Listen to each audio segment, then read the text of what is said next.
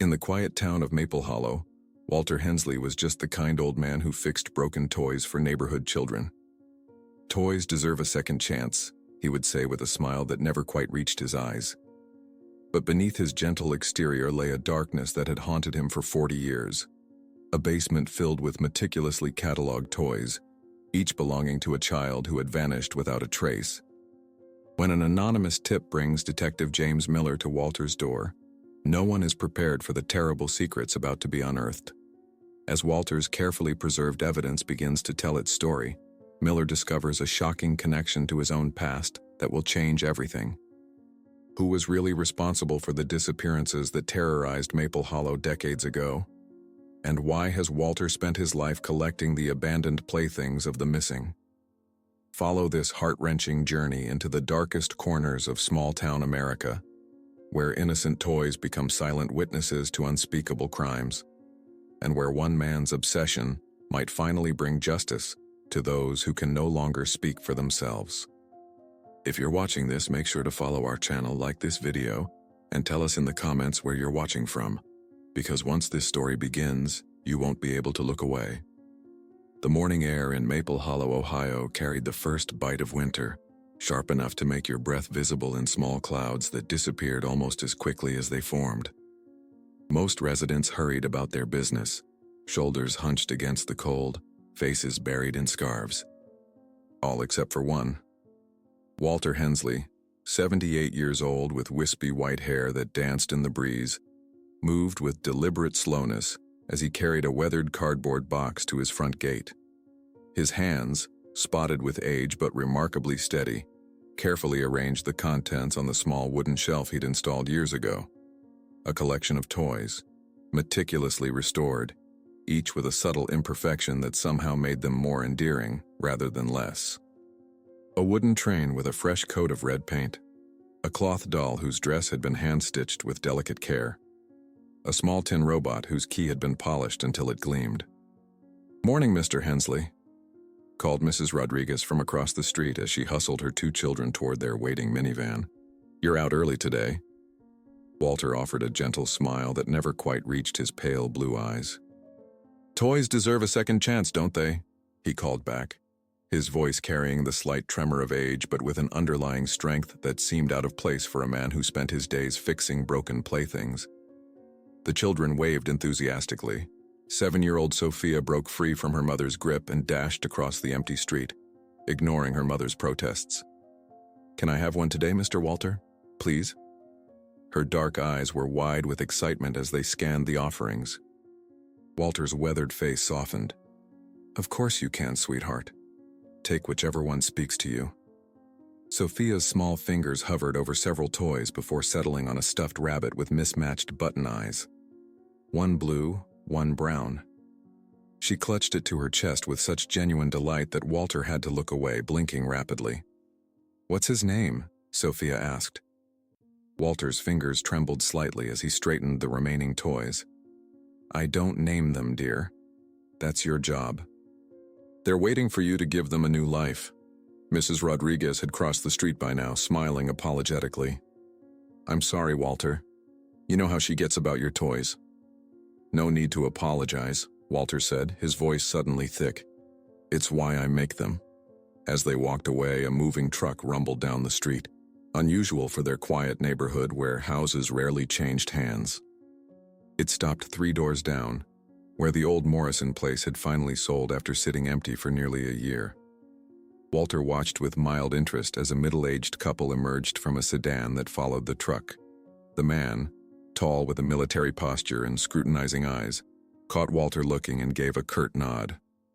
Walter nodded back, then returned to arranging his toys. Later that afternoon, as Walter was trimming his immaculately maintained hedges, the new neighbor approached, his footsteps deliberately loud on the sidewalk as if to announce his presence. "Name's Harper, David Harper," the man said, extending his hand. "My wife and I just moved in down the street." "Walter Hensley," Walter replied, shaking the offered hand firmly despite his age. "Welcome to Maple Hollow." Harper's eyes drifted to the toy shelf at the gate, where a porcelain doll sat alone, its painted eyes mysteriously absent, leaving only smooth indentations where they should have been. The effect was unsettling. "That's an interesting hobby you've got there," Harper said, his tone carefully neutral. Walter's expression remained pleasant, but something shuddered behind his eyes. Just giving old things new purpose. "Who leaves that for a child?" Harper muttered, almost to himself. Walter's grip tightened imperceptibly on his hedge clippers. "Pardon?" Harper gestured to the eyeless doll. "No offense, but that thing would give my wife nightmares, let alone a kid." Walter carefully set down his clippers. "Some toys aren't meant for everyone. The right child will come along." An uncomfortable silence stretched between them until the wail of an approaching ambulance split the air. Both men turned to watch as it sped down their street, stopping 4 houses away at the Bennett's place. "Oh dear," Walter murmured, genuine concern crossing his features. "That's Mrs. Bennett's house. She's been ill lately." Harper moved toward the commotion, but Walter remained rooted in place, watching from a distance as paramedics hurried inside. "Aren't you going to check if she's okay?" Harper called back, surprised. Walter shook his head slowly. "They don't need gawkers. Besides," he added, glancing at his wristwatch, "it's almost time." "Time for what?" Harper asked. "My evening routine," Walter replied simply, turning toward his house. "Good day, Mr. Harper." That night, as darkness settled over Maple Hollow, a single light illuminated the basement window of Walter Hensley's house. A dim, yellowish glow that barely penetrated the small ground-level window. Inside, surrounded by shelves upon shelves of broken toys, Walter sat hunched over a workbench. Hundreds of toys in various states of disrepair lined every available surface. Dolls with missing limbs, trains with broken wheels, teddy bears with stuffing spilling from torn seams. Each had a small tag attached with a name and date carefully written in faded blue ink. Walter's gnarled fingers worked methodically, attaching a new arm to a threadbare teddy bear. His movements were practiced, almost ritualistic, as he stitched the limb into place. "There you go," he whispered to the bear. "Good as new." Almost. A tear escaped, landing on the worn fabric. Walter made no move to wipe it away. "I'm sorry, Danny," he whispered, his voice breaking. "I still haven't found you." The basement was silent except for the gentle ticking of an antique clock and the occasional creak of the old house settling. Then suddenly, the shrill ring of an ancient rotary phone pierced the quiet. Walter's head snapped up, eyes wide with surprise. Nobody called that line anymore. It wasn't even connected to the outside world. And yet it rang, insistent and impossible. His hands shaking violently now, Walter reached for the receiver, lifting it with the caution of someone handling a venomous snake. "Hello?" he whispered, his voice barely audible. A woman's voice, cold, clear, and terrifyingly familiar, responded, "I know what's in your basement." The line went dead. Walter slowly replaced the receiver, his face ashen. Outside, the wind picked up, rattling the wind chimes he'd hung at his gate years ago. Small metal tubes that produced a melody almost like children's laughter. Except to Walter, they had never sounded like laughter at all. The pale morning light struggled to penetrate the dense fog that had settled over Maple Hollow overnight, shrouding the small Ohio town in a ghostly veil. 2 days had passed since Walter Hensley's mysterious phone call, and the elderly man had not emerged from his home since. The toy shelf at his gate remained empty, an absence the neighborhood children had quickly noticed and questioned. Inside his modest, 2-story Victorian home, Walter sat motionless at his kitchen table, a cup of coffee long gone cold before him. The morning newspaper lay untouched, its headline about local school budget cuts irrelevant to the storm brewing in his mind. His normally meticulous appearance had deteriorated. His cardigan was buttoned incorrectly, and stubble peppered his usually clean-shaven face. Dark circles beneath his eyes betrayed his sleepless nights. The phone call had shattered the careful routine he'd maintained for decades, 78 years of life, and Walter had learned that survival depended on routine, on keeping the past locked safely away in his basement. Now someone had threatened to expose everything. The distant wail of a siren pierced his thoughts. Walter's head lifted slightly, the sound registering as unusual for their quiet street. The siren grew louder, then abruptly stopped. Car doors slammed. Walter's arthritic fingers curled around the edge of the table. "They're here," he whispered to the empty kitchen. Through the lace curtains of his front window, Walter watched as 3 police cruisers parked haphazardly in front of his house. 6 officers emerged, their faces grim and purposeful. Leading them was a man in plain clothes, tall with salt and pepper hair, wearing a rumpled suit that spoke of long hours and little rest. Detective Miller, Walter surmised, recognizing the man from occasional appearances in the local news. Across the street, curtains twitched as neighbors emerged from their homes, drawn by the commotion. Mrs. Rodriguez stood on her porch, hand pressed to her mouth. The Bennetts, despite Mrs. Bennett's recent health scare, peered anxiously from their driveway. And there was David Harper, the new neighbor, watching with narrowed eyes and folded arms as officers approached Walter's front door. The heavy knock came as Walter was straightening his cardigan and combing his fingers through his thin white hair, a futile attempt to restore dignity before facing whatever came next. "Walter Hensley?"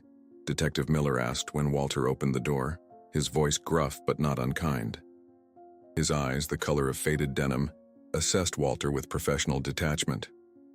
"I'm Detective James Miller with Maple Hollow PD. We received a concerning report and need to speak with you." Walter nodded once, his posture surprisingly dignified despite the fear coursing through him. "I've been expecting you," he said softly, stepping aside to allow them entry. Miller's eyebrows rose slightly at this admission, but he maintained his professional composure. "We received an anonymous tip, Mr. Hensley.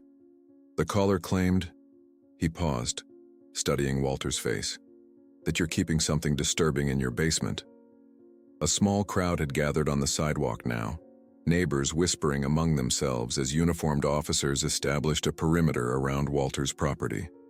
Sophia Rodriguez clutched her mismatched-eyed rabbit, watching wide-eyed as her mother tried unsuccessfully to pull her away from the scene. "May we see your basement, sir?" Miller asked, though his tone made it clear this wasn't a request. Walter's weathered hand trembled slightly as he reached for the doorknob of the basement door. "It's not what you think," he murmured, his voice barely audible. "Let us be the judge of that," Miller replied, motioning for the officers to follow. The basement door opened with a protesting creak, revealing narrow wooden stairs disappearing into darkness. Walter flipped a switch and a single bare bulb cast long shadows across the space below.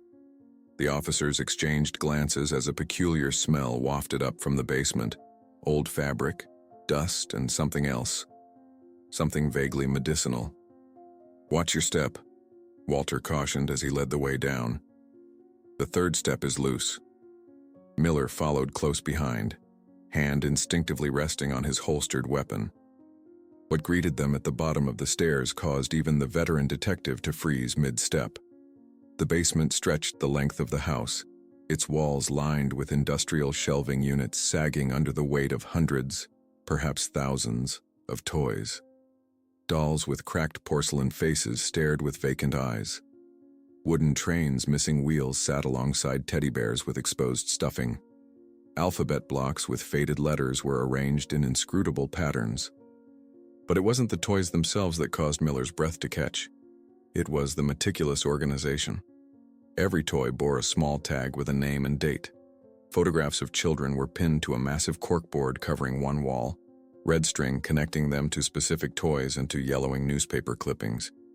"Jesus Christ," one of the younger officers whispered, his face pale. Walter stood in the center of the room, shoulders slumped, looking suddenly every one of his 78 years. "I can explain," he said, but his voice lacked conviction. Miller moved deeper into the basement, examining the wall of photographs and clippings. His trained eye quickly recognized what he was seeing: missing children reports. Dozens of them, spanning years, from 1981 to 1986. "Mr. Hensley," Miller said, his voice carefully controlled. "What exactly am I looking at here?" Walter sank heavily onto a wooden stool by his workbench, where the eyeless doll from his gate now sat partially disassembled. "Memories," he said, his voice breaking.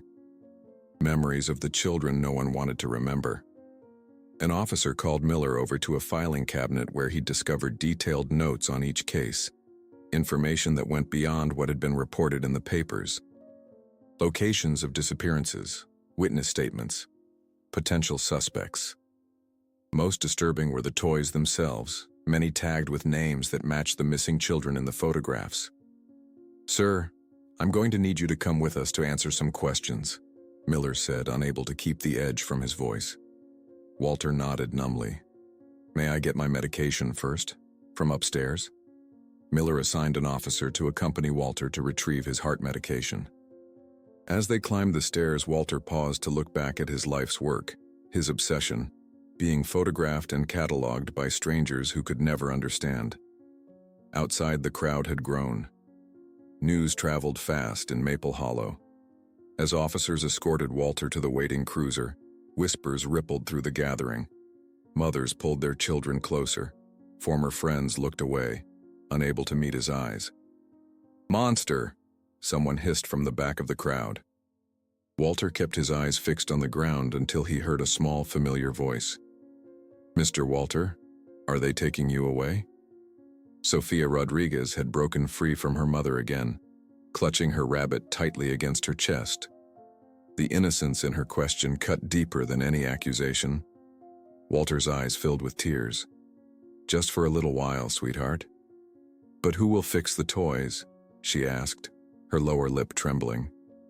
Before Walter could answer, Mrs. Rodriguez snatched her daughter back, her face contorted with horror and disgust. "Stay away from my child," she spat. As the cruiser pulled away, Walter watched through the window as officers emerged from his house carrying evidence boxes filled with toys. Children on the sidewalk began to cry as they recognized their gifts being confiscated. "They think I'm a monster," Walter murmured, his reflection ghostly in the car window. "But I only wanted to give back what was taken from them." Miller, sitting in the front passenger seat, studied Walter in the rearview mirror. "And what exactly was that, Mr. Hensley?" Walter's pale blue eyes met Miller's in the mirror, decades of pain visible in their depths. "Their voices," he whispered. Someone needed to remember their voices. As they drove toward the station, the detective couldn't shake the feeling that they had only scratched the surface of whatever dark history Walter Hensley had been preserving in that basement. The toys, the clippings, the photographs, they told a story, but Miller sensed it wasn't the story everyone would assume. And somewhere in Maple Hollow, the person who had made the anonymous call watched the unfolding drama with satisfaction, knowing that decades of carefully guarded secrets were finally being dragged into the light. The fluorescent lights of the interrogation room buzzed incessantly, casting a sickly pallor over Walter Hensley's already ashen face. The room was deliberately uncomfortable. Too cold, chairs too hard, a subtle tactic designed to wear down even the most hardened criminals. For a man of Walter's age, the effect was particularly cruel. His arthritic fingers trembled slightly as he arranged his medication bottles on the metal table, the rattling pills providing the only soundtrack to the tense silence. Detective James Miller sat across from him, a manila folder laid flat between them. For the past hour, he had methodically documented the contents of Walter's basement, 213 toys, each meticulously tagged and cataloged, 47 newspaper clippings about missing children from 1981 to 1986, handwritten notes spanning nearly 5 decades.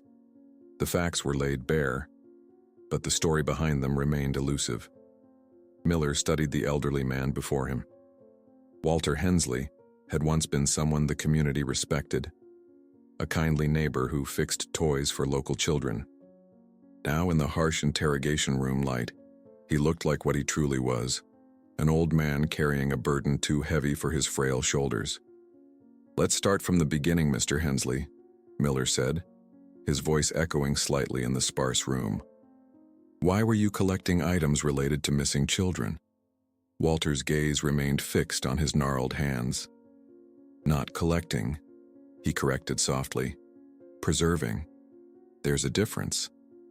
Preserving what exactly? Miller pressed, leaning forward. The case had attracted immediate attention.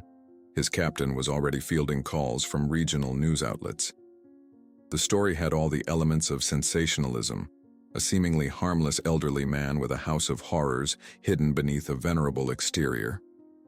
"They're stories," Walter replied. "The parts that got forgotten once the newspapers stopped printing their names." Miller opened the folder and extracted several photographs, children's faces, school pictures mostly, their young eyes bright with promise and futures that would never come. He arranged them in a row, watching Walter's reaction carefully. Walter's breath caught as he gazed at the images. His fingertips hovered over one photograph, a boy with a cowlick and missing front tooth, but he didn't touch it. "You were a police officer," Miller stated, rather than asked. This information had surfaced during a hasty background check. "Maple Hollow PD, 1968 to 1987. You would have been on the force when these disappearances occurred." Walter nodded. "I was the detective assigned to most of these cases," he said, his voice steadier now. "Back then we didn't have the technology you have today. No DNA testing, no cell phone tracking, no security cameras on every corner. Yet you kept investigating long after you left the force," Miller observed, gesturing to notes dated well into the 2000s. "Why?"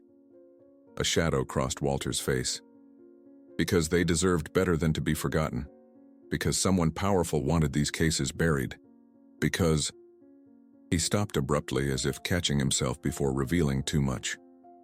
Miller's instincts, honed by 15 years of investigative work, sensed the hesitation. "Because what, Mr. Hensley?" Walter met his gaze directly for the first time. "Because I failed them." The raw pain in those 4 words hung in the stale air between them. Miller waited, allowing the silence to work in his favor. Interrogation 101. Let the subject fill the uncomfortable gaps. Finally, Walter continued. "Each toy in my basement belonged to one of those children. I've spent decades tracking them down. Yard sales, estate auctions, secondhand stores. I restore them as a reminder. A memorial of sorts." Miller's skepticism was evident in his furrowed brow. "And the detailed notes? The locations mapped in your basement? That goes beyond a simple memorial." Walter's shoulders sagged further. "I never stopped looking for answers." Miller pulled out another photograph, this one showing the wall of Walter's basement where red yarn connected various locations on a large map. "This looks like the work of someone tracking a killer, Mr. Hensley, not preserving memories." The word killer landed with precision, causing Walter to flinch visibly. "I never found enough evidence," he whispered. "Evidence against whom?" Miller pressed. Walter remained silent, his gaze drifting to the folder on the table. With calculated casualness, Miller began spreading out more photographs from the evidence team. "Our forensics unit is going through everything as we speak. If there's something you want to tell me before they find it, now would be the time." As Miller arranged the photos, something caught Walter's attention, a particular name scrawled on one of the evidence tags. His eyes widened almost imperceptibly, but Miller didn't miss it. "Something troubling you, Mr. Hensley?" Walter's lips parted, then closed again. The internal struggle played across his features, a man accustomed to keeping secrets suddenly confronted with a truth he never expected to face. Miller shuffled through the papers until he found the photograph that had triggered Walter's reaction. A small wooden train engine with Lucas painted on its side in faded blue letters. "Lucas Miller," Walter said quietly. "Born April 12, 1977. Disappeared October 3, 1983 from Riverside Park while his mother was distracted by his older brother. Brown hair, green eyes, wearing a red striped shirt and denim overalls." The recitation of facts, delivered with the precision of a man who had memorized them decades ago, landed like physical blows. Miller's carefully maintained professional detachment cracked. His face drained of color. "How do you know all that?" he asked, his voice barely above a whisper. "It was my case," Walter replied simply. "I interviewed your mother 3 times. You were there for 2 of those interviews, a serious boy 12 years old blaming yourself because you were supposed to be watching him. The revelation hit Miller like a physical blow. His younger brother Lucas, his disappearance had shaped Miller's entire life, steering him toward law enforcement with a relentless drive to ensure no other family endured what his had. Yet in all his years as an officer, he had never connected the dots to Walter Hensley. You were the detective? Miller's voice had lost its professional edge, now raw with decades-old grief. I don't remember you. You wouldn't? I was just another face promising your mother we'd find her son, Walter said. Another promise I couldn't keep. The dynamics in the room shifted dramatically. Miller was no longer just a detective investigating a case. He was a brother seeking answers he had chased his entire adult life. What happened to him? Miller asked, the question he had carried since childhood finally directed at someone who might actually know. Walter's eyes filled with tears. I don't know for certain, he admitted. But I have theories. Theories that got me removed from the case when I tried to pursue them. What theories? Miller demanded, professionalism abandoned. Who took my brother? Walter hesitated, then replied with evident pain. Someone people trusted, someone above suspicion. Someone from my family. The statement hung in the air like a physical presence. Miller's training told him to remain objective, but the revelation that this case, this strange old man with his basement full of toys, might be connected to his brother's disappearance shattered any pretense of detachment. Explain, he commanded, his voice trembling with barely controlled emotion. Walter reached for the folder, his movements surprisingly steady now. May I? Miller nodded, and Walter methodically arranged several papers, creating a timeline.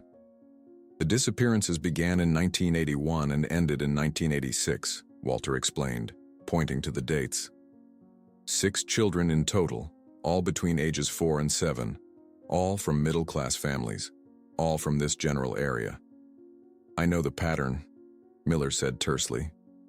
What does this have to do with your family? Walter's finger traced a pattern across the timeline. I started noticing connections. Coincidences that weren't coincidences at all. My brother Harold Hensley was present near the location of each disappearance. Your brother? Miller echoed, leaning forward intently. Walter nodded, his expression haunted. Harold was respected in the community, coached Little League, volunteered at the church, helped organize search parties when children went missing. His voice broke slightly. The perfect cover. And you suspected him? Your own brother? Miller asked, trying to reconcile this information with the case files he had reviewed numerous times over the years. I did more than suspect, Walter whispered. I knew.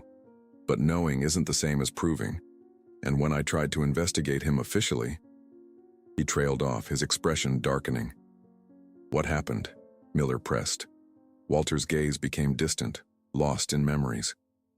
The police chief, your chief back then, was Harold's brother-in-law. My concerns were dismissed as family troubles. I was removed from the cases, told to seek psychiatric help for making outlandish accusations against a community leader. The revelation sent a chill through Miller.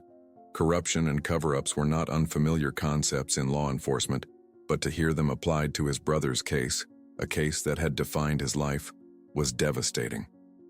That's why I kept investigating privately, Walter continued. That's why I kept everything in my basement. Because the system failed those children. Because I failed them.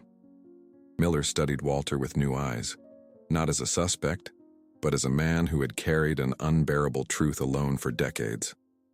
And that's why someone made an anonymous call now, Miller said slowly, pieces falling into place.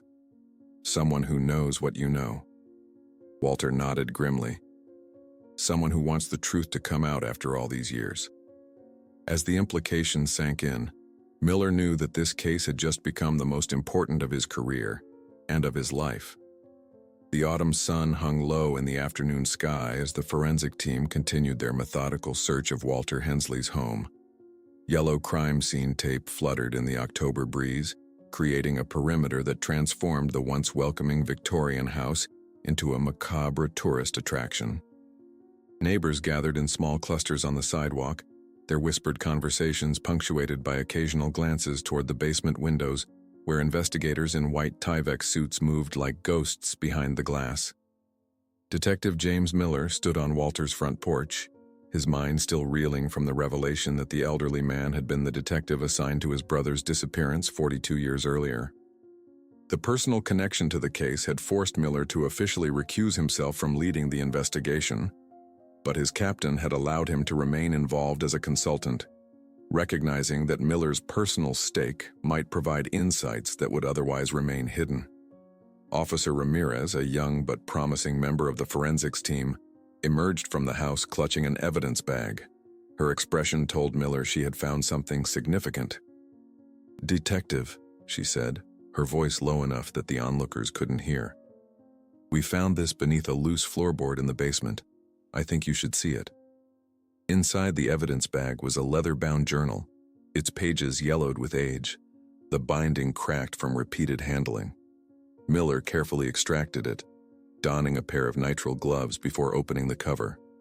The first page bore a date, June 17, 1985, nearly 2 years after Lucas Miller's disappearance. "It's some kind of personal investigation diary," Ramirez explained. "Different from the case notes we found on his desk. This was deliberately hidden." Miller nodded, turning the pages slowly. Walter's handwriting filled each page, neat and precise in the beginning, growing increasingly frantic and chaotic toward the end. The journal documented Walter's unofficial investigation after being removed from the cases officially, focusing specifically on his brother Harold's movements during the time of each disappearance. One entry in particular caught Miller's attention. October 15, 1983, Harold volunteered to lead the search party near Mill Creek today, directing volunteers away from the old railroad bridge. When I suggested we split up to cover that area, he became agitated, insisting it had already been thoroughly searched. Later, I drove back alone and found a child's sock caught in the underbrush near the bridge. It matches the description of what Lucas Miller was wearing. When I attempted to log it as evidence, Captain Breslin, Harold's brother-in-law, took the sock, claiming he would handle it. The sock never appeared in any evidence log. Miller's hands trembled slightly as he read his brother's name. The sock had never been mentioned in any of the official reports he had studied over the years. "There's more," Ramirez said, pointing to another evidence bag containing a stack of photographs. These were hidden in the same compartment. The photographs showed Harold Hensley, a robust man with Walter's eyes but none of his gentleness, at various community events, coaching Little League, serving at a church picnic, standing alongside police officers during a search party. In each image, Harold was circled in red ink, and nearby children were marked with small stars. On the back of each photo, Walter had noted dates and times, creating a timeline of Harold's proximity to each victim before their disappearance. "Jesus," Miller whispered, the weight of the evidence pressing down on him like a physical burden. He was tracking his own brother. Ramirez hesitated, then added, "There's something else you should know. We found a hidden door behind one of the shelving units in the basement. It leads to a small room we hadn't discovered during the initial search." Miller followed Ramirez back into the house, through the kitchen where Walter had sat with his cold coffee just hours earlier, and down the narrow staircase to the basement. The main area now looked stripped and clinical, the toys and memorabilia carefully bagged and labeled for evidence. The shelf that had concealed the hidden door had been pushed aside, revealing a narrow opening in the wall. The hidden room was barely larger than a walk-in closet, its walls covered with corkboard. Unlike the meticulously organized main basement, this space radiated obsession and desperation. Hundreds of index cards were pinned to the walls, connected by red yarn that created a complex web of relationships. Newspaper clippings, photographs, and handwritten notes created a mosaic of Walter's investigation into his brother. At the center of it all was a large photograph of Harold Hensley, his face circled repeatedly in red marker, the pressure of the pen having torn through the paper in places. Beneath it, in block letters, "He took them all." "When was Harold Hensley's death?" Miller asked, recalling Walter's mention that his brother was deceased. According to records, he died 10 years ago, Ramirez replied, consulting her notes. Heart attack at age 73. Miller studied the wall of evidence Walter had accumulated. He never went to the authorities with this? Based on what we've found, he tried multiple times, Ramirez said. There are copies of letters he sent to the FBI, state police, even neighboring county sheriff's departments. Most were returned with form rejections. A few triggered interviews, but nothing came of them. Because his brother-in-law buried it, Miller murmured, the pieces falling into place. And after enough rejections, Walter must have given up on official channels. In the corner of the room stood a metal filing cabinet. Miller pulled open the top drawer to find it filled with folders, each labeled with a child's name. Lucas Miller's folder was thicker than the others. Miller fought the urge to open it immediately, knowing he needed to maintain some professional distance despite his personal connection. We need to interview Walter again, Miller said, closing the drawer firmly. There's clearly more to this story than he initially shared. As they prepared to leave the hidden room, Miller's eye caught a small detail he had overlooked, a child's drawing pinned to the back of the door. It showed a stick figure family, a tall figure labeled Dad, a medium figure labeled Mom, and two smaller figures. One was labeled James in childish handwriting, the other, Lucas. Miller recognized it instantly, a drawing his brother had made in kindergarten, a cherished family possession that had disappeared along with Lucas. How did Walter get this? Miller whispered, carefully unpinning the drawing. The question hung in the air as they emerged from the basement into the fading afternoon light. Outside, the crowd had grown larger as word spread through Maple Hollow. Among the onlookers, Miller noticed a woman in her 70s, standing slightly apart from the others, her gray hair pulled back in a severe bun, her posture rigid with tension. Unlike the other spectators who watched the house with morbid curiosity, this woman's gaze was fixed directly on Miller. When she saw him notice her, she turned and walked briskly away, disappearing around the corner before Miller could approach her. Who was that? Ramirez asked, noticing Miller's attention shift. I don't know, Miller replied, but I intend to find out. At the police station, Walter Hensley sat alone in the holding cell, his slight frame perched on the edge of the thin mattress. He had been provided a blanket against the perpetual chill of the station, but it lay folded and untouched beside him. He seemed lost in thought, his lips moving occasionally as if carrying on a silent conversation with ghosts only he could see. Miller approached the cell, dismissing the officer on guard duty with a nod. We found the hidden room, Miller said without preamble. Walter didn't look surprised. He simply nodded, his gaze fixed on the concrete floor. I wondered when someone would. Why keep it secret during our interview? You told me about your suspicions regarding your brother, but you never mentioned the extent of your investigation. Walter finally looked up, his pale blue eyes surprisingly clear and alert. Would you have believed me if I told you I'd spent 40 years investigating my own brother for child abductions? That I'd converted my home into a shrine for his victims? That I'd failed repeatedly to convince authorities to take me seriously? He shook his head slowly. You needed to see it for yourself. Miller pulled up a chair, sitting just outside the cell bars. We found my brother's drawing in that room, the one that hung on our refrigerator until the day he disappeared. How did you get it? Pain flickered across Walter's features. Harold gave it to me, he admitted quietly, after Lucas disappeared. He said he'd found it near the park. I knew then that he was involved, but when I tried to tell your mother, to tell anyone, his voice broke. Harold was beloved in this community. I was just the strange older brother who never married, never had children, who spent too much time alone. And the toys? Miller pressed. Why collect them? Walter's hands trembled slightly as he clasped them in his lap. It started with Lucas's train. Harold had taken it from him before. He paused, swallowing hard. I found it in Harold's garage. He claimed Lucas had left it there weeks before. That's when I knew for certain. But why keep collecting them? Why restore them? Because they were evidence, Walter said, his voice strengthening. Evidence no one would accept, and because he hesitated, vulnerability crossing his weathered features. Because they deserved to be remembered. Those children deserved to have someone care about what was taken from them. Miller studied the elderly man before him, seeing not a suspect, but a tragic figure who had carried an unbearable burden alone for decades. Harold died 10 years ago, he said. Why keep up the pretense? Why not come forward with everything you knew then? Walter's expression darkened. Because it wasn't just Harold. He had help. Someone who made sure the investigation stayed buried, someone who protected him until the end. Captain Breslin, Harold's brother-in-law, Miller suggested. Walter shook his head slowly. Breslin was just following orders.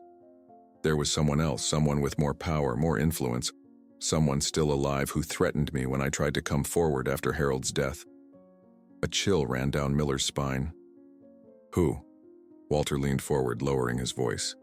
That's what I've been trying to figure out all these years. That's why I kept collecting evidence, kept investigating. Harold couldn't have covered his tracks so completely alone. Someone helped him. Someone who doesn't want the truth to come out even now. As this revelation settled between them, Officer Ramirez appeared at the station door, her expression urgent. Detective Miller, we've got a problem at the Hensley house. Someone broke through the perimeter. They're saying there's a fire. Miller rose quickly, but before leaving, he turned back to Walter. This isn't over. We'll continue this conversation. Walter nodded, his expression resigned. Be careful, detective. Whoever helped Harold all those years ago doesn't want these secrets exposed. They've kept them buried for 40 years. They won't stop now. As Miller rushed out into the gathering darkness, Walter's warning echoed in his mind.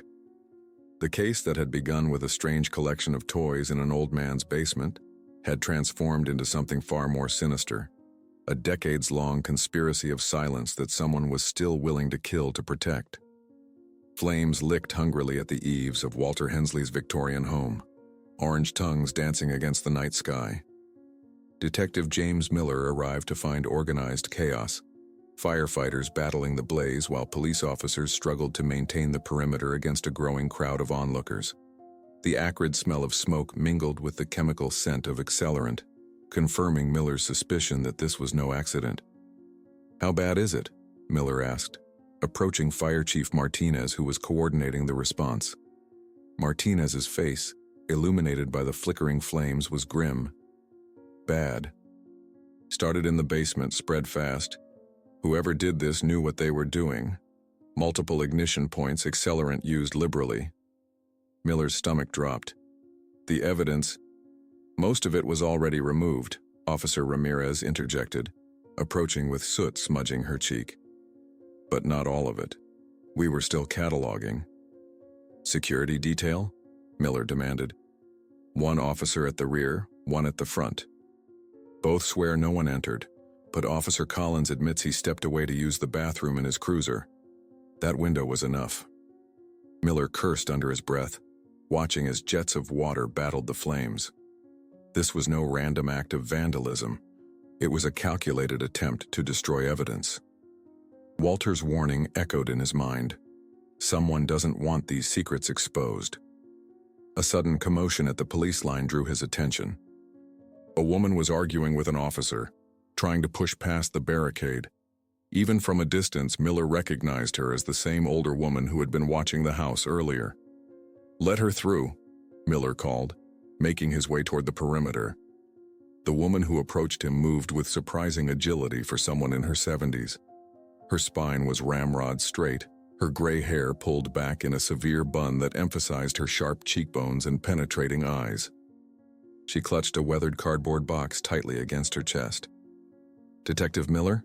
she asked, her voice steady despite the chaos around them. Miller nodded. "You were watching the house earlier. Who are you?" "Linda Cooper," she replied. "I need to speak with you about Walter Hensley, and about this." She indicated the box in her arms. Miller glanced back at the burning house, then made a decision. "Come with me." He led her to his unmarked cruiser, parked a safe distance from the fire. Once inside, Linda Cooper placed the box carefully on her lap, her hands trembling slightly despite her otherwise composed demeanor. "I've been following the news," she said. "They're saying Walter collected toys that belonged to missing children, that he's some kind of monster." Miller studied her carefully. "You don't believe that?" It wasn't a question, but Linda shook her head anyway. "No, I don't. Because of this."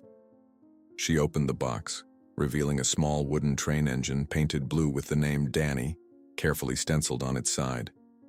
The paint was faded, the wood worn smooth from years of handling. Miller's investigative instincts sharpened. Danny? There wasn't a Danny among the missing children in Walter's files. Linda's eyes filled with tears that she refused to let fall. Not in his police files, no. Danny was different. Different how? Miller prompted gently. Linda took a deep breath. "My son, Daniel Cooper, disappeared on March 15, 1984. He was 6 years old." Her fingers traced the name on the toy train with practiced familiarity. "He was playing in our front yard while I was gardening. I only looked away for a minute. Maybe 2. The guilt in her voice was still raw, even after 40 years. "When I looked back, he was gone." Miller nodded, allowing her to continue at her own pace. "The police searched. The community organized volunteer teams. For weeks, everyone was looking for Danny." Her voice caught. "But they never found him. No body, no evidence, nothing. After a month, the police told me they were scaling back the investigation. After 6 months, Danny's case was just another file gathering dust." "And Walter?" Miller prompted. "How does he connect to this?" Linda's expression softened with a memory. "He was different from the other officers. He kept coming back, long after the official search had ended. He would sit at my kitchen table drinking coffee, asking the same questions over and over, looking for something everyone else had missed." She reached into the box again and extracted a faded Polaroid photograph. A young boy with a mischievous smile clutching the blue train. "This was Danny's favorite toy," she continued. "It disappeared with him, but 3 months after Danny vanished, I found this train on my porch one morning." Her fingers tightened around the wooden toy, with a note that said, "He'll need this when he comes home." Miller leaned forward. "The note was from Walter?" Linda nodded. "I recognized his handwriting from the police reports he'd shown me. When I confronted him, he wouldn't explain how he'd found it or where. He just kept saying, 'Keep it safe for Danny. He's going to need it.'" The implications hung heavy in the air between them. Was Walter returning a toy he had somehow acquired from his brother's victims? Or was there another explanation? "For years, I thought Walter was just being kind," Linda continued, her voice dropping to a near whisper, "giving me hope when there was none. But last week he called me out of the blue. First time I'd heard from him in decades. He said, 'They're coming for the truth, Linda. When they do, show them Danny's train.'" Miller's mind raced, connecting pieces of a puzzle that had eluded him for years. "Mrs. Cooper, did Walter ever mention his brother to you? Harold Hensley?" A shadow crossed Linda's face. "Harold? Of course. He organized the largest search party for Danny, brought in volunteers from 3 counties over." Her expression hardened. "Always so helpful, so concerned. Would look me right in the eye and promise they'd find my boy." The irony wasn't lost on Miller. If Walter's suspicions were correct, Harold had been searching for a child he himself had taken, maintaining his cover while enjoying some twisted satisfaction from the grieving mother's pain. But there was something else, Linda added, her brow furrowing with the effort of recalling a decades-old memory. Something that never made sense until now. During the search, Harold found Danny's jacket in the woods near Mill Creek. Everyone thought it was a breakthrough, but Walter was furious. "Furious?" Miller echoed, surprised. "He accused Harold of planting it," Linda explained. "Right there in front of everyone, volunteers, police, reporters, said it was too clean, too perfectly placed. They had to physically separate them." The police chief dismissed Walter from the search after that, called it stress-induced paranoia. Miller processed this information, adding it to the timeline forming in his mind. And after that confrontation? Walter kept investigating on his own, Linda said. He'd stop by every few weeks with updates that never went anywhere. And then, one day, he brought me this train. Said someone had returned it. Her eyes clouded with painful memories. I think I always knew what he was implying, but I couldn't face it. Outside the car window, firefighters had finally gained control of the blaze. The roof of Walter's house had partially collapsed, sending a shower of sparks into the night sky. Whatever evidence had remained inside was now reduced to ash. Mrs. Cooper, Miller said carefully, why are you coming forward now, after all these years? Linda straightened her shoulders, a newfound resolve evident in her posture.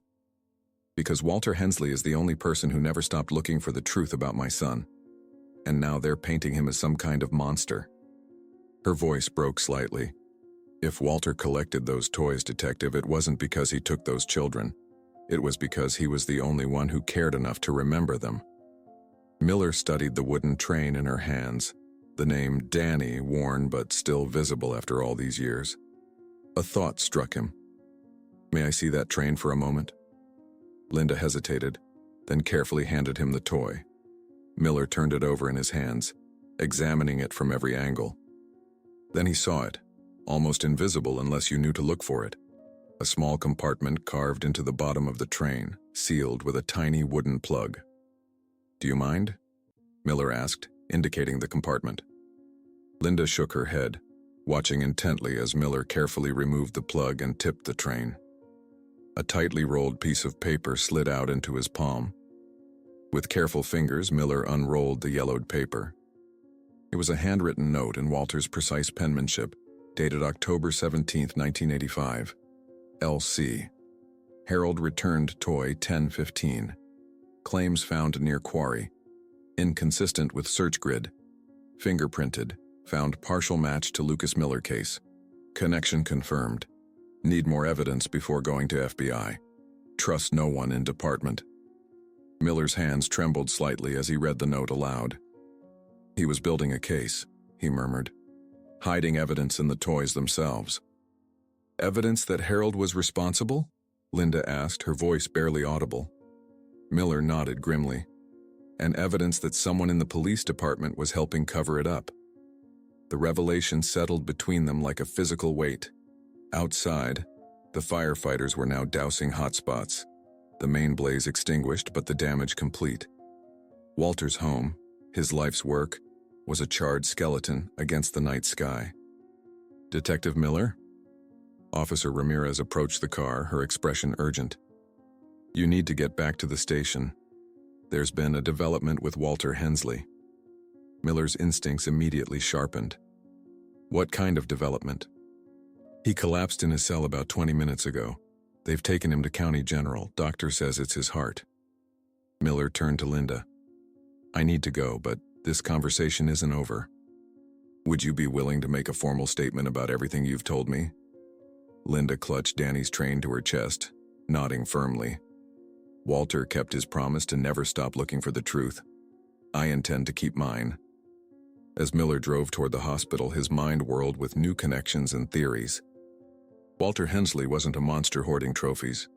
He was a man documenting evidence that no one would believe, creating a physical record of crimes that powerful people had worked to erase. And someone was still working to ensure those secrets remained buried. The hospital corridors were quiet at this late hour, the fluorescent lights casting a sickly pallor over everything. Miller found Walter in a private room, oxygen tubes in his nostrils, heart monitor beeping steadily beside him. Despite the medical equipment, the elderly man looked peaceful for the first time since Miller had met him, as if a tremendous burden had finally been lifted from his shoulders. When Walter's eyes fluttered open and found Miller standing in the doorway, a faint smile crossed his lips. You found Linda, he said, his voice barely audible. Miller stepped closer to the bed. Yes, she showed me Danny's train. Relief washed over Walter's features. Good. That's good. He gestured weakly for Miller to come closer. There's something else you need to know. Something I never told anyone. Miller leaned in, instinctively knowing that whatever Walter was about to reveal would change everything. Danny wasn't just another victim, Walter whispered, tears filling his pale blue eyes. He was my son. The fluorescent lights of County General Hospital hummed overhead as Detective James Miller tried to process Walter Hensley's revelation. The steady beep of the heart monitor punctuated the silence between them, each pulse a reminder of the elderly man's fragility. "Your son?" Miller finally managed, his voice barely above a whisper. "But there's no record of you having children." Linda Cooper was listed as Danny's only parent. Walter's weathered hand fumbled with the oxygen tube, adjusting it slightly. His skin was paper thin, blue veins visible beneath the surface like rivers on an ancient map. "Linda and we were together briefly," Walter explained, his voice gaining strength despite his weakened state. "It ended before Danny was born. She didn't want me listed on the birth certificate, thought it would complicate things. I respected her wishes, stayed in the background, supported them financially when I could." Miller pulled a chair closer to the hospital bed, sitting down as the weight of this new information settled over him. "Did Harold know? That Danny was your son?" A shadow crossed Walter's pale features. "Yes. That's why he took him." "To hurt you?" Miller asked, struggling to comprehend the depth of such cruelty. Walter's eyes drifted to the window, where dawn was just beginning to lighten the horizon. "Harold always resented me. I was the good son. Followed rules, became a police officer, tried to do right. Harold was different. Charming on the surface, but empty inside." He paused, gathering strength. "When he discovered Danny was mine, it gave him the perfect opportunity to punish me and satisfy his urges." Miller's professional training battled with his personal connection to the case. "Did you suspect him immediately when Danny disappeared?" Walter shook his head slowly. "No, that's the worst part. I helped him search. I trusted him." His voice broke. "I let the fox hunt for the missing chickens." The pain in Walter's admission hung heavy in the sterile hospital room. Miller waited, allowing the elderly man time to compose himself. "When did you start to suspect?" he finally asked. Walter's gaze returned to Miller, his eyes suddenly sharp with clarity. "The toys. Harold always took a toy from each child, a souvenir. When Danny's train appeared on Linda's porch, I knew. It was his way of taunting me, flaunting what he'd done." Miller leaned forward. "But you couldn't prove it." "I tried," Walter whispered. "God knows I tried, but Harold was protected. When I started investigating him officially, I was shut down. When I continued privately, I was threatened." His breathing became labored, and the heart monitor's beeping increased slightly. "That's why I collected everything, documented everything. I was building a case no one could ignore." A nurse appeared in the doorway, frowning at the elevated heart rate displayed on the monitor. "Sir, I need to ask you to leave. Mr. Hensley needs rest." Miller nodded, standing reluctantly. "I'll be back," he promised Walter. The elderly man caught his sleeve with surprising strength. "The gravelly voice on the phone," he whispered urgently. "The one who made the anonymous call about my basement. It wasn't random. They knew exactly what they were doing." "Who was it?" Miller asked. Walter's eyes held a mixture of fear and determination. "I'm not certain, but I have suspicions. Check the graveled riverbank where they found Lucas's shoe. The truth has been there all along." Before Miller could ask what he meant, the nurse stepped between them, firmly ushering the detective toward the door. "One more thing," Walter called, his voice suddenly stronger. "The recorder, in the basement wall, behind the furnace. Find it." As Miller drove back to Walter's charred home, the early morning sun cast long shadows across Maple Hollow. News vans had begun to appear, their satellite dishes reaching toward the sky like mechanical flowers. The case was attracting attention beyond their small town. The story of a seemingly harmless elderly man with a basement full of children's toys was too sensational for the media to ignore. Miller parked a block away, avoiding the cameras. The fire marshal had deemed the structure safe enough to enter, though the basement had suffered significant water damage in addition to the fire. Most of the main floor remained intact, protected by the home's sturdy construction. Officer Ramirez met him at the police line, her expression grim. "News crews have been here since dawn. We've had to expand the perimeter twice." "Any leads on who started the fire?" Miller asked. Ramirez shook her head. "Security cameras from the neighboring houses didn't catch anything useful. Whoever did this knew the blind spots." Miller nodded, unsurprised. "I need access to the basement. Walter mentioned a recorder hidden in the wall behind the furnace." They made their way carefully through the charred remains of Walter's life. The basement stairs had partially collapsed, requiring them to proceed with caution. The smell of wet ash and smoke permeated everything, a tangible reminder of someone's determination to destroy evidence. The furnace had survived the fire relatively intact, its solid metal construction resistant to the flames. Miller and Ramirez moved aside debris, examining the wall behind the unit. "There," Miller said, pointing to a section of drywall that appeared newer than the surrounding area. "That's been patched." Using a pocket knife, Miller carefully cut through the drywall, revealing a small cavity. Inside was a metal lockbox, blackened by smoke but otherwise undamaged. The key was taped to the bottom of the box. "He wanted someone to find this," Miller murmured, unlocking it.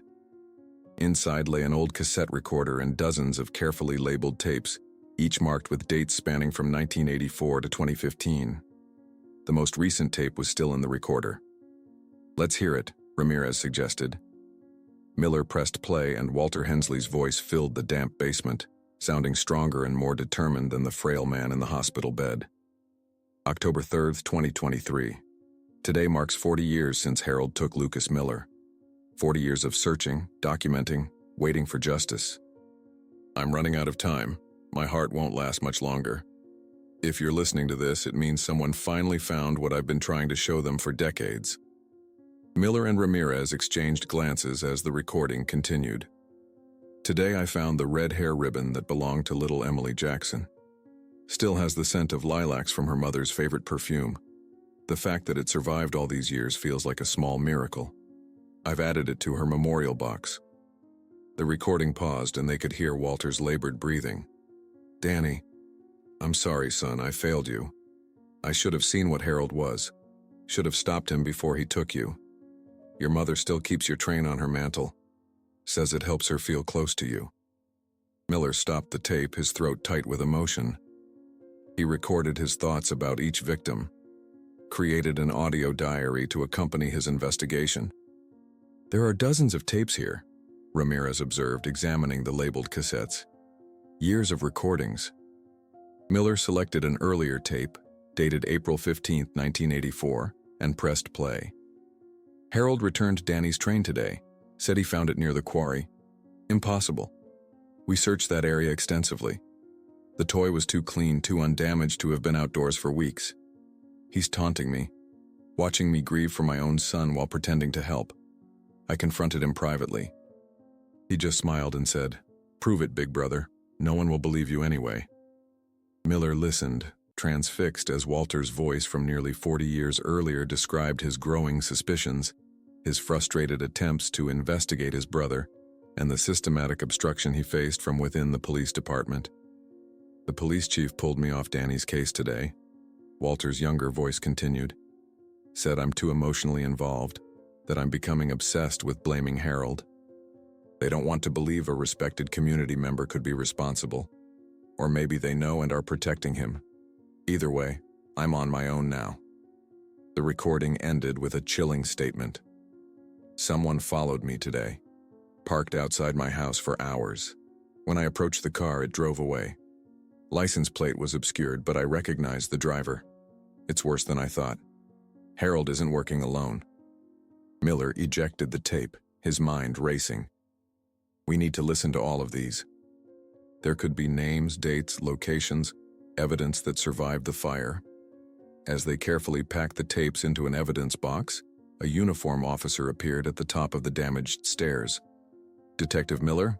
There's someone here insisting on speaking with you. Says it's about Walter Hensley. Miller climbed back to the main floor to find David Harper, Walter's new neighbor, standing anxiously on the front porch. The man's military posture was now slumped with evident fatigue, dark circles under his eyes suggesting a sleepless night. "Mr. Harper," Miller greeted him cautiously. "What can I do for you?" Harper glanced nervously at the news vans parked down the street. "Not here," he said quietly. "This isn't for cameras." Miller led him to his unmarked car, motioning for Harper to get in the passenger seat. Once inside, Harper's composure cracked, his hands trembling slightly as he reached into his jacket pocket and withdrew a folded newspaper clipping. "I wasn't entirely honest about who I am," Harper began, unfolding the yellowed paper. "My real name is David Cooper.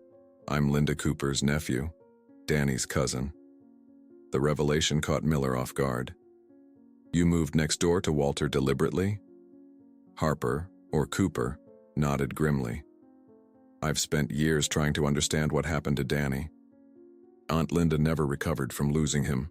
When I retired from the Army last year, I decided to dig deeper." He handed Miller the newspaper clipping. This was my starting point. The article, dated November 1984, showed a younger Walter Hensley being escorted from the police station, his face bruised. The headline read, "Local detective suspended after altercation with prominent citizen." Walter attacked his brother in the middle of the station, Cooper explained. Accused him publicly of being responsible for the missing children. He was dismissed from the force a week later. Miller studied the photograph. "Why didn't you tell Walter who you were when you moved in?" Cooper's expression darkened. "I wasn't sure about him. The official story was that Walter had a breakdown after failing to solve the cases. Became obsessed, started seeing connections that weren't there. I needed to observe him, understand if he was part of the problem or the solution." "And what did you conclude?" Miller asked. "That he was a broken man who never stopped searching for the truth," Cooper replied softly. "I was going to tell him who I was yesterday morning, but then you arrived with your team." Miller processed this new information. "Did you make the anonymous call about Walter's basement?" Cooper shook his head emphatically. "No. That blindsided me as much as anyone. But I think I know who did." He leaned closer, lowering his voice despite their privacy. "2 nights ago, I saw someone at Walter's house. It was dark, but I recognized her from old family photos. It was Margaret Hensley. Harold's wife," Miller clarified, recalling the name from Walter's files. Cooper nodded. "Harold's widow. She was at Walter's back door and they were arguing. I couldn't hear what they said, but Walter looked terrified afterward. The next morning was when he put that eyeless doll on his gate, the one I commented on. Now I wonder if it was some kind of message." As the implications settled between them, Miller's phone rang, the hospital calling. Walter Hensley had suffered another cardiac event. The doctors weren't optimistic. "I need to go," Miller said, starting the car. "But this conversation isn't over, Mr. Cooper. I want a full statement when I return." Cooper nodded, stepping out of the vehicle. "Detective," he called as Miller prepared to drive away. "Whatever Walter has hidden in that basement, someone is willing to burn down a house to destroy it. Be careful who you trust with what you find." As Miller sped toward the hospital, the cassette tape secured in his trunk felt suddenly heavier. A 40-year-old voice from the past, documenting crimes that powerful people still wanted to keep buried. The heart monitor's steady rhythm was the only sound in Walter Hensley's hospital room as Detective James Miller entered. Afternoon sunlight filtered through half-drawn blinds, casting golden stripes across the institutional green floor. Walter lay propped against pillows, his thin frame barely creating a silhouette beneath the blanket. The oxygen tube in his nostrils made a soft hissing sound with each labored breath. Miller approached quietly, unsure if the elderly man was sleeping. Walter's eyes fluttered open at the sound of footsteps, recognition slowly dawning in his pale blue irises. "You found the recorder," Walter said, his voice barely above a whisper. It wasn't a question, but Miller nodded anyway, pulling a chair close to the bedside. We did, and the tapes. Relief washed over Walter's features, momentarily erasing the lines of pain and fatigue. Good. That's good. He attempted to sit up straighter, but winced, one hand moving instinctively to his chest. The doctor says you need to rest, Miller cautioned, though he knew the conversation ahead would be anything but restful. Walter's lips curved in a ghost of a smile. Rest is a luxury I can't afford anymore, Detective. Time is running short. He gestured weakly toward the water pitcher on his bedside table. Miller poured him a glass, holding it steady as Walter took small sips through a straw. We've started listening to the tapes, Miller continued after Walter had settled back against his pillows. They corroborate much of what you've told me, but there are still gaps.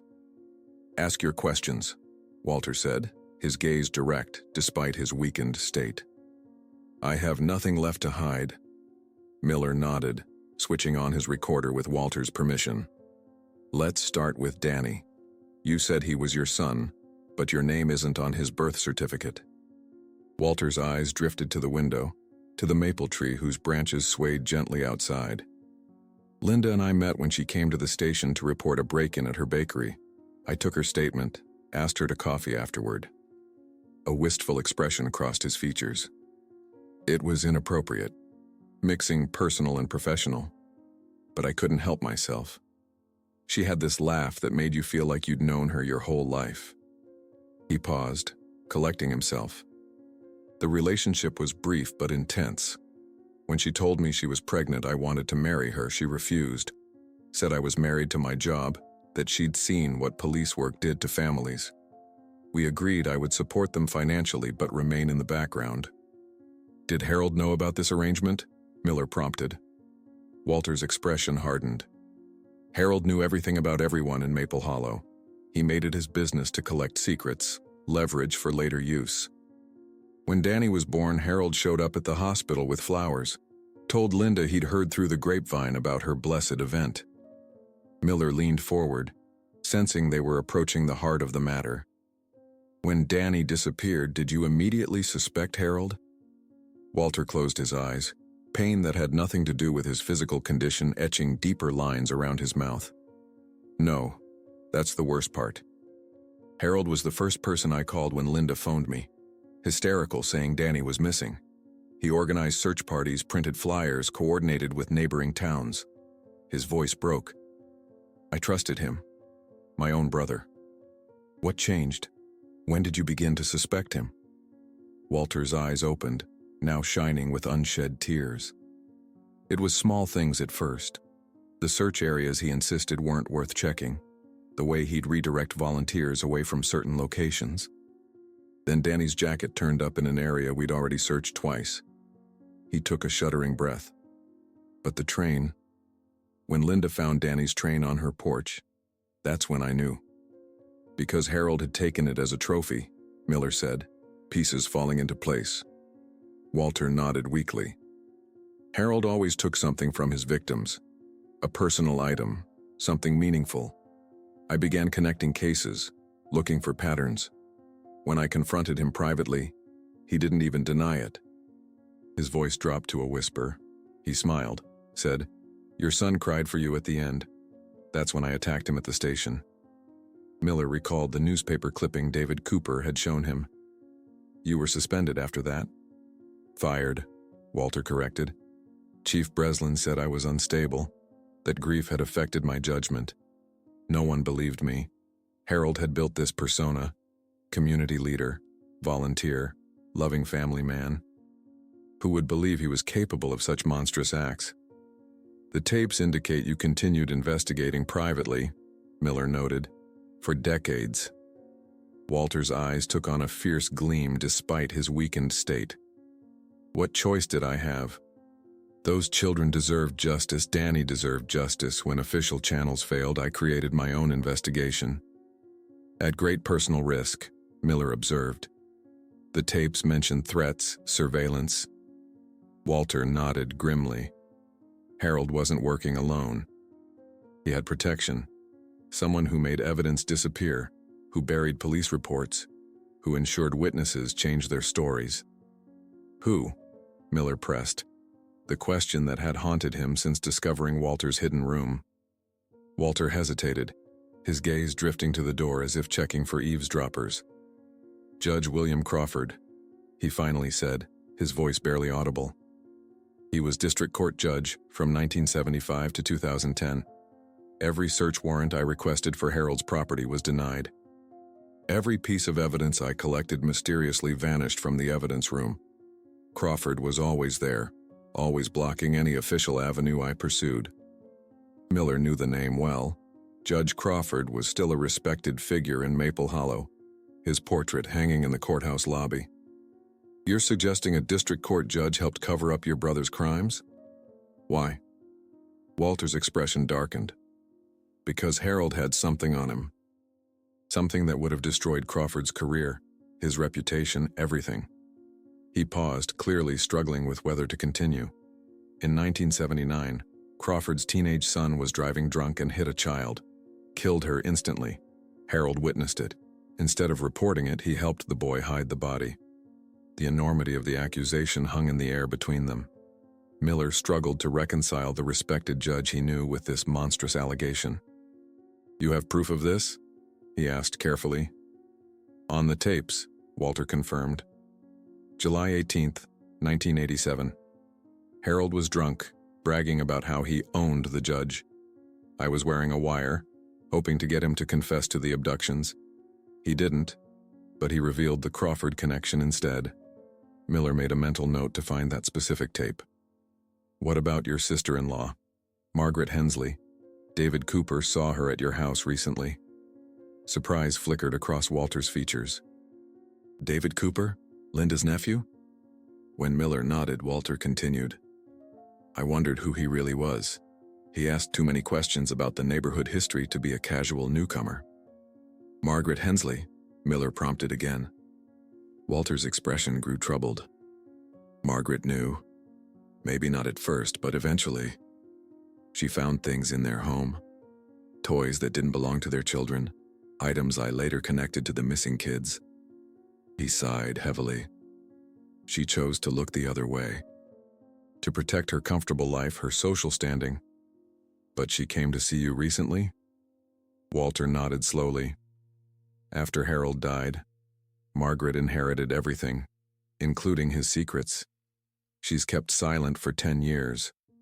But last week, she heard rumors that the cold case unit was reopening the investigation into Lucas Miller's disappearance. Understanding dawned on Miller.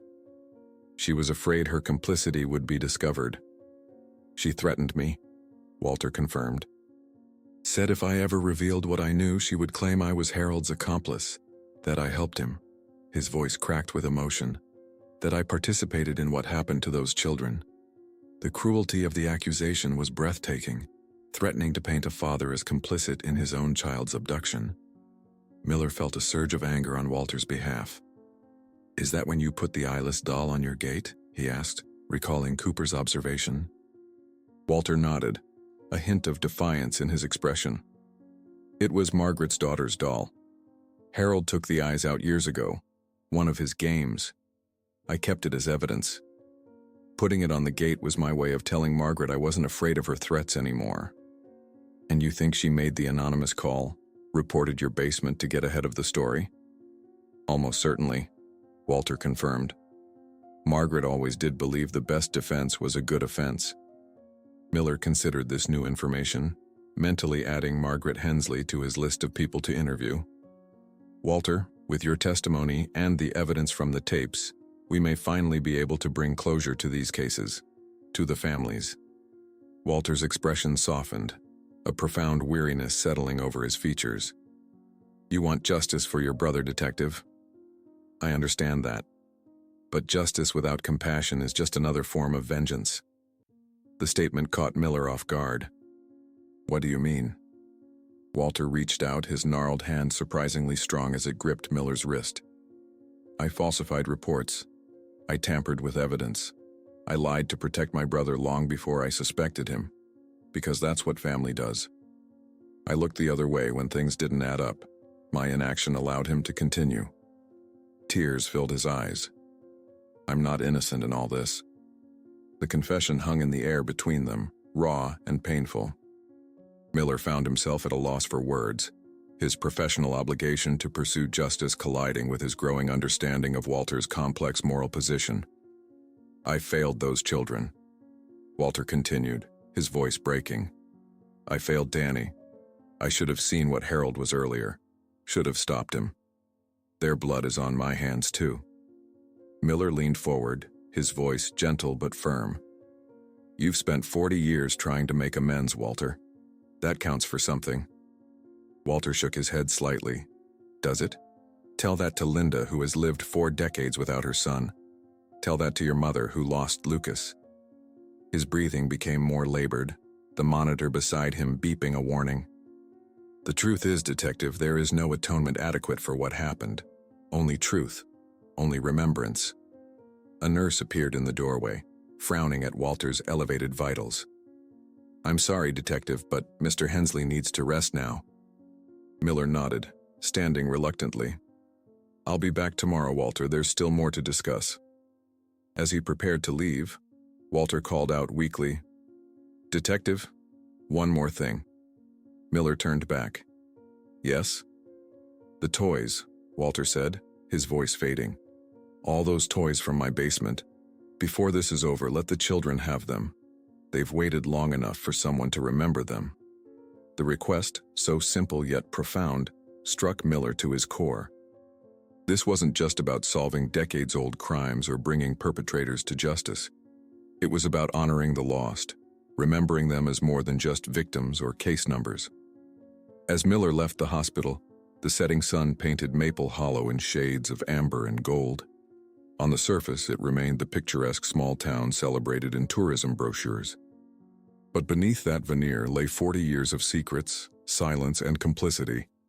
A darkness that had claimed the lives of innocent children and forever altered the trajectories of those left behind. And somewhere in Maple Hollow, Judge Crawford and Margaret Hensley were going about their lives, unaware that the truth Walter Hensley had safeguarded for decades was finally emerging from the shadows. 3 months after Walter Hensley's revelation, Maple Hollow was transformed by the crisp embrace of winter. A light snow dusted the Victorian homes and tree-lined streets, creating a postcard-perfect scene that belied the community's recent turmoil. The scandal had rocked the small Ohio town to its core. Harold Hensley, once beloved community leader, posthumously revealed as the monster responsible for 6 child abductions. Judge William Crawford arrested for obstruction of justice and accessory after the fact. Margaret Hensley facing charges for her role in the decades-long cover-up. Detective James Miller stood at the window of his office, watching snowflakes drift lazily past the glass. The wall behind him, once bare, was now covered with photographs of the 6 victims: Lucas Miller, Danny Cooper, Emily Jackson, Timothy Reynolds, Sarah Whitman, and Michael Donahue. 6 children whose lives had been cruelly cut short, their stories buried beneath layers of small-town politics and corruption. The case had consumed Miller's professional and personal life for the past 3 months. The tapes Walter had meticulously recorded over 40 years provided the breakthrough evidence they had needed, documenting in painstaking detail the investigation that official channels had refused to pursue. Harold's drunken confession about Judge Crawford, preserved on cassette, had been particularly damning. The judge's subsequent breakdown during questioning had filled in many of the remaining gaps. A knock at his door interrupted Miller's thoughts. Officer Ramirez entered, carrying a cardboard box labeled "Hensley Evidence, Personal Effects." "The last of Walter's things from the hospital," she explained, setting the box on Miller's desk. "Thought you might want to go through it before it goes into storage." Miller nodded his thanks. Walter Hensley had survived his second cardiac event, but remained in a rehabilitation facility, his health too fragile for him to return to independent living. The remains of his fire-damaged home had been demolished the previous week, erasing the physical reminder of his decades-long vigil. As Ramirez left, Miller sat down and carefully opened the box. Inside were Walter's personal effects: his wallet, a worn wristwatch, reading glasses, and a small notebook filled with his precise handwriting. Beneath these lay a sealed envelope with Miller's name written on it. Miller opened the envelope with careful fingers, extracting a single sheet of paper. Walter's handwriting, though shakier than in his earlier notes, remained legible. Detective Miller. By the time you read this, the truth about Harold will be public knowledge. I have lived with this burden for too long, watching it consume me from within like a cancer. There are no words to express the regret I feel for my failure to stop him sooner. I have one final request. The toys in my basement, each one represents a child whose voice was silenced. I restored them not as morbid souvenirs but as tangible reminders that these children existed, that they were loved, that they mattered. Please return them to their families. Let each toy find its way home, carrying with it the memory of a child who can never return. For Lucas, for Danny, for all of them. Let something of theirs finally come home. Walter Hensley Miller set the letter down, his throat tight with emotion. He had been wrestling with what to do with the toys ever since they had been processed as evidence. Now, with the active investigation concluded and charges filed, Walter's request provided a clear path forward. 2 weeks later, on a bright Saturday morning, the community center of Maple Hollow was transformed. Tables lined the perimeter of the main hall, each carefully labeled with a victim's name. On each table lay the toys and personal items Walter had collected and restored over the years. Lucas's wooden soldiers, Danny's train set, Emily's dolls, all meticulously preserved and documented. The families had been contacted individually, the purpose of the gathering explained with compassion and care. Some had initially resisted, the prospect of confronting their decades-old grief too painful to contemplate. Others had embraced the opportunity for closure, for a tangible connection to the children they had lost. Miller stood at the entrance, watching as the families began to arrive. Linda Cooper was among the first, supported by her nephew David. Her face, lined with years of grief, bore a fragile dignity as she approached the table bearing Danny's name. I wasn't sure I could do this, she confessed to Miller, her voice barely audible above the soft music playing in the background. But then I thought about Walter, collecting these things all these years, trying to keep Danny's memory alive. I owed it to both of them to come. Miller nodded, understanding the complex emotions at play. Walter wanted you to have Danny's things. He was very clear about that. Linda's fingers trembled as she reached out to touch a small wooden fire truck, its red paint still bright after all these years. Danny loved this, she whispered. He would make the siren sound and race it around the kitchen floor. Tears filled her eyes but didn't fall. Thank you for doing this, Detective. For all of us. As more families arrived, the atmosphere in the hall shifted. What had begun as a somber gathering gradually transformed into something more profound, a celebration of the lives that had been, rather than just a mourning of their loss. Parents shared stories with each other, finding solace in their shared experience. Siblings who had been too young to remember their lost brothers and sisters discovered aspects of them through the toys and the stories they inspired.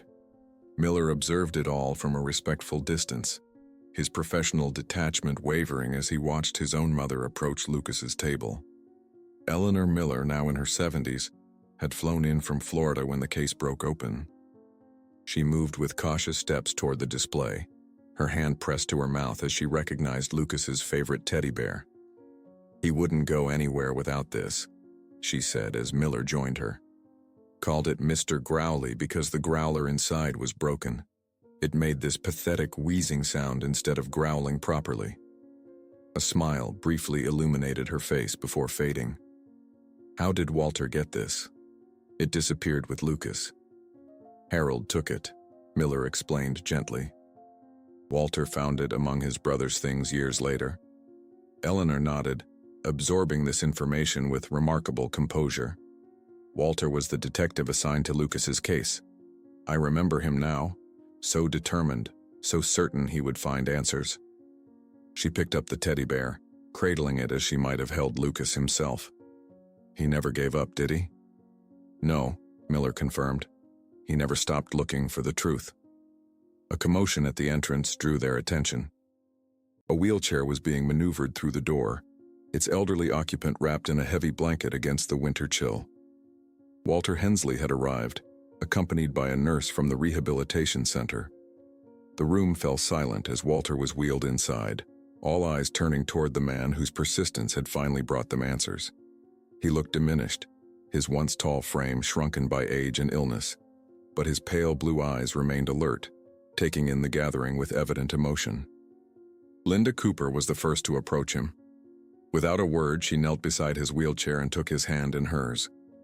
The gesture, simple yet profound, seemed to release something in the room.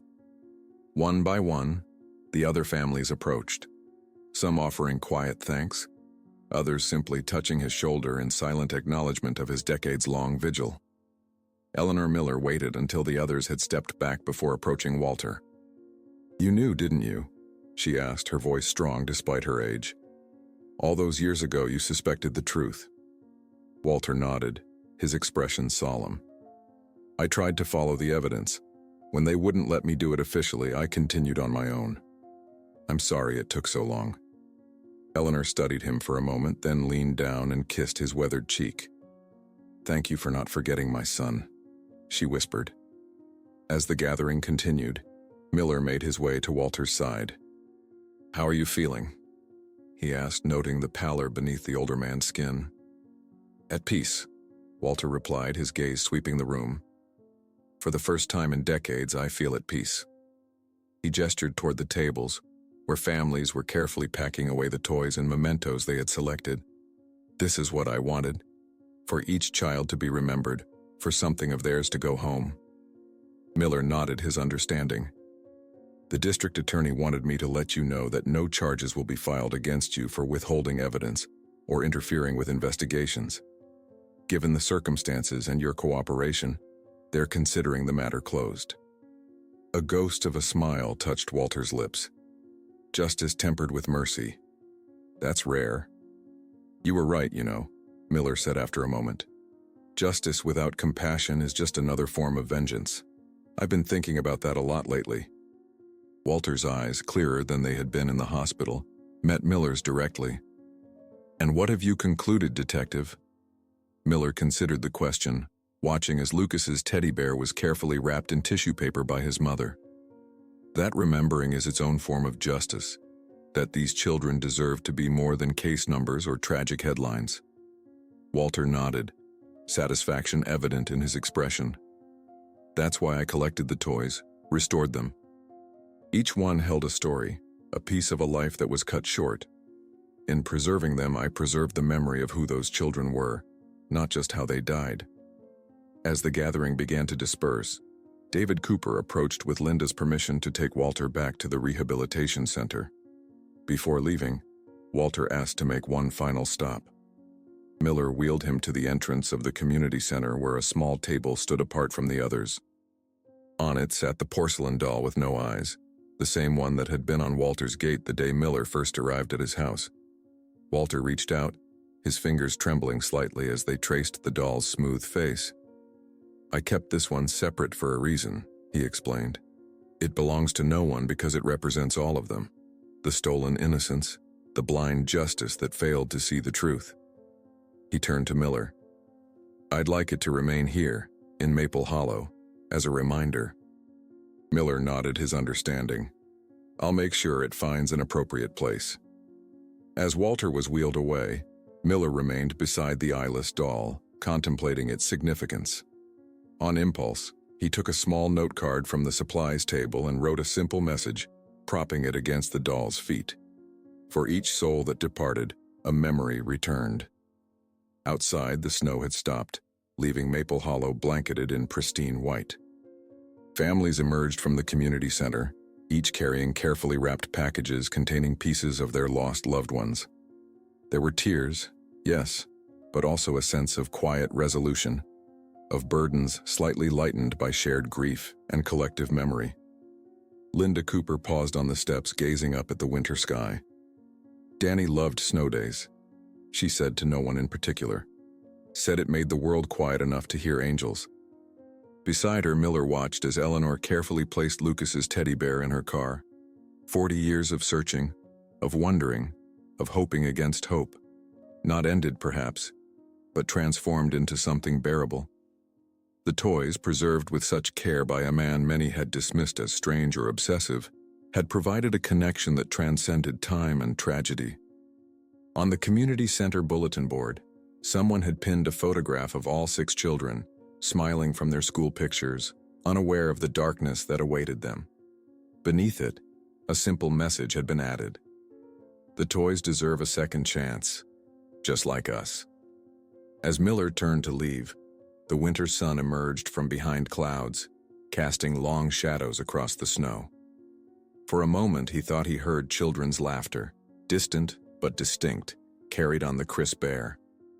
Then it was gone, leaving only the silence of a town finally beginning to heal. Walter Hensley's story reminds us that sometimes the monsters we fear aren't hiding under our beds, but living next door behind friendly smiles. Yet more powerful than the darkness is the light of one person's determination to preserve the truth, no matter how long it takes or what personal cost they must bear. In a world that often rushes to judgment, Walter chose to remember when everyone else wanted to forget, proving that true justice isn't always found in courtrooms, but in the quiet persistence of those who refuse to let innocent lives fade into obscurity. What would you have done in Walter's position? Would you have continued searching for 40 years when everyone called you obsessive or crazy? Would you have had the courage to stand alone against a system determined to bury the truth? The toys that Walter so carefully restored weren't just objects. They were memories, proof that these children had existed, had been loved, had mattered. Perhaps there's a lesson here for all of us about what truly deserves our protection and remembrance in this fragile world.